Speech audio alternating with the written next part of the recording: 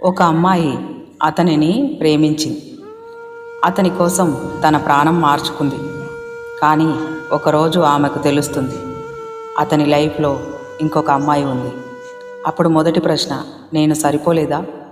నిజం ఏంటంటే చాలాసార్లు ఇది భార్య తప్పు కాదు, ఆమె కేర్ తక్కువ కాదు, ఆమె లవ్ ఫేక్ కాదు. కానీ కొంతమంది పురుషులు ఎంత ఉన్నా ఇంకా కావాలి అనిపిస్తుంది. ఆ టెన్షన్, ఎగ్జైట్మెంట్ వాళ్ళకు రిలేషన్షిప్ కంటే టెంపరీ ఫీలింగ్స్ ముఖ్యమవుతుంది. కొన్నిసార్లు ఇది లవ్ కాదు, ఇది ఈగో.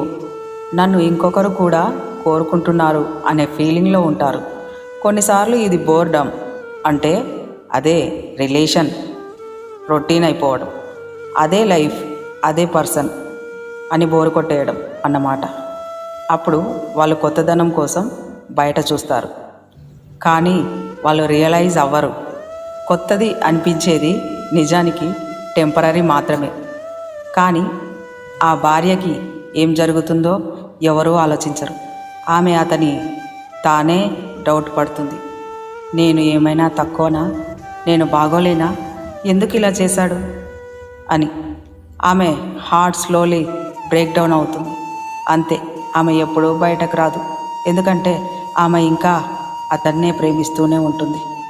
ఒక నిజం గుర్తుపెట్టుకో, చీటింగ్ అనేది లవ్లో ప్రాబ్లం కాదు, క్యారెక్టర్లో ప్రాబ్లం. నిన్ను వదిలి ఇంకొకరిని చూసేవాడు ఎవరితో ఉన్నా అదే చేస్తాడు.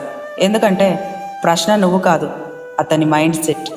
నువ్వు ఇనఫ్ కాదని కాదు, అతను లాయల్ కాదు, అంతే. అసలు మన జీవితంలో ఏం జరుగుతుంది?